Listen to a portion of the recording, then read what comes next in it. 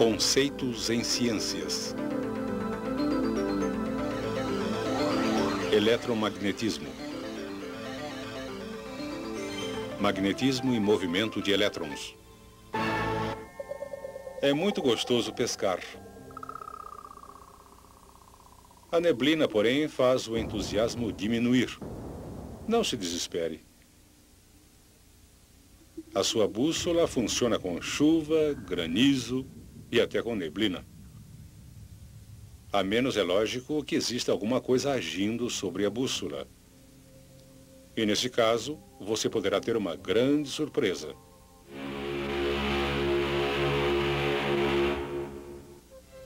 Uma agulha de bússola é simplesmente um ímã.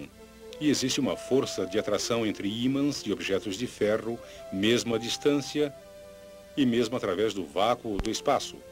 É como se mãos invisíveis atraíssem entre si ímã e metal.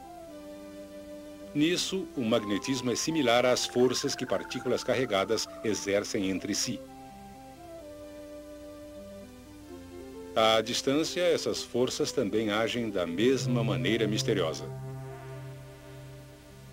Durante os séculos 17 e 18, a eletricidade e o magnetismo se desenvolveram como ciências separadas e acreditava-se que não tinham qualquer relação. Então, em 1800, Alessandro Volta desenvolveu um dispositivo que abriu o caminho para mudar essa crença. Seu dispositivo consistia de moedas de cobre e prata dispostas em uma coluna e separadas por pedaços de papelão embebidos em água salgada. Quando ele ligou um condutor em cima e outro embaixo, assim, e juntou as duas pontas, resultou uma faísca, indicando que estava ocorrendo um movimento de cargas. O trabalho de Volta levou finalmente ao desenvolvimento de baterias que podiam ser usadas como fontes de um movimento contínuo de cargas. Uma bateria como esta foi usada pelo físico dinamarquês Hans Christian Ørsted em 1819 para fazer uma experiência em que ele esperava provar de forma conclusiva que a eletricidade e o magnetismo não eram relacionados. No início, a demonstração pareceu funcionar. Quando a chave foi fechada, a agulha da bússola, que estava perpendicular ao condutor, não se moveu. Mas quando o professor Ørsted repetiu a experiência, dessa vez com a agulha paralela ao condutor, e a chave foi fechada, a agulha da bússola reagiu instantaneamente. Assim, ficou óbvio que a eletricidade e o magnetismo eram relacionados de alguma maneira. Como resultado das experiências de Ørsted, o físico francês André Ampère fez um estudo detalhado do campo magnético ao redor de um condutor onde se movimentavam cargas. Usando limalha de ferro, ele demonstrou que havia um campo magnético ao redor do condutor. O padrão formado pela limalha de ferro criou uma série de círculos concêntricos.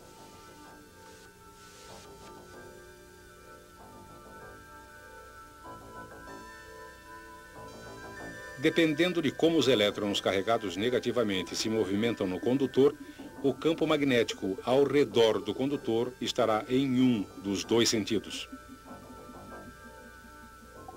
Quando os elétrons se movimentam dessa maneira, o campo magnético ao redor do condutor está nesse sentido. A inversão do movimento dos elétrons não afeta a forma do campo, mas somente o seu sentido. Ao inverter o movimento dos elétrons através do condutor, o sentido do campo magnético também será invertido. Nossa mão esquerda nos dá um método conveniente de prever corretamente a relação entre o sentido do campo magnético ao redor do condutor e o sentido do movimento de elétrons através do condutor. Essa é a regra da mão esquerda para condutores. Diz ela que se a mão esquerda for colocada ao redor de um condutor, com o polegar indicando o sentido do movimento dos elétrons, os dedos encurvados indicarão o sentido do campo magnético. Quando a corrente é invertida, o polegar deve indicar o sentido oposto. Agora, os dedos apontando para o outro lado indicam um novo sentido do campo magnético. Naturalmente, se o movimento de cargas for interrompido, o campo magnético desaparece imediatamente. O que acontece com o formato geral do campo magnético se o condutor for encurvado, formando uma espira? Vamos novamente ligar a corrente e observar. Se aplicarmos a regra da mão esquerda em pontos diferentes ao longo do condutor, podemos mapear o campo magnético ao redor da espira. Notem que o formato do campo parece uma rosca. Mas se adicionarmos diversas espiras iguais, a figura resultante é denominada hélice ou bobina. Observando esta bobina em seção transversal, vamos representar os elétrons que se afastam de nós por x's. E aqui embaixo, os elétrons que se aproximam de nós por pontos.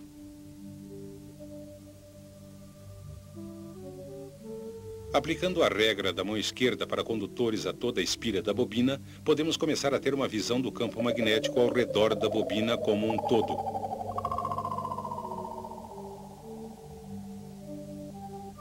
Como a distância entre as espiras da bobina é muito pequena, poderíamos pensar que os campos iriam se sobrepor, assim. Mas não é o que acontece. Os campos magnéticos não se superpõem. O que acontece é que o campo de uma interage com o campo da outra para produzir um campo combinado, como este. Se examinarmos a área entre duas das espiras, podemos ver que dois campos que interagem, na verdade, se cancelam. Essa interação de campos ocorre entre cada uma das espiras da bobina, resultando um campo geral que envolve as espiras e parece uma oval um pouco achatada.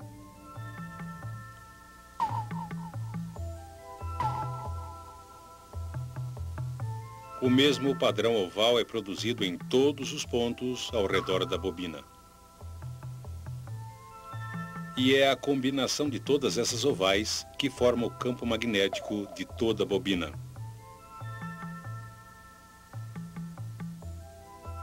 Como o sentido de campo de toda a oval é o mesmo, o cancelamento não ocorre no centro da bobina. E essa parte do campo é muito forte. Também não ocorre cancelamento fora da bobina, mas como o campo é espalhado, ele é muito mais fraco nessa região. A relação entre o sentido do movimento de elétrons no condutor e o sentido do campo no centro da bobina é dada por outra regra da mão esquerda, a regra da mão esquerda para bobinas. Nesse caso, os dedos encurvados indicam o sentido do movimento dos elétrons e o polegar aponta o sentido do campo no interior da bobina ou a extremidade da bobina, que age como polo norte. Os dedos encurvados mostram o sentido da corrente e o polegar aponta para o norte. Se compararmos o campo magnético da bobina com o campo de um ímã em forma de barra, podemos ver que os formatos são quase idênticos. Ambos têm um polo norte e um polo sul. Mas uma barra de ferro não tem polos magnéticos. O que acontece então se inserirmos essa barra em uma bobina por onde passa uma corrente?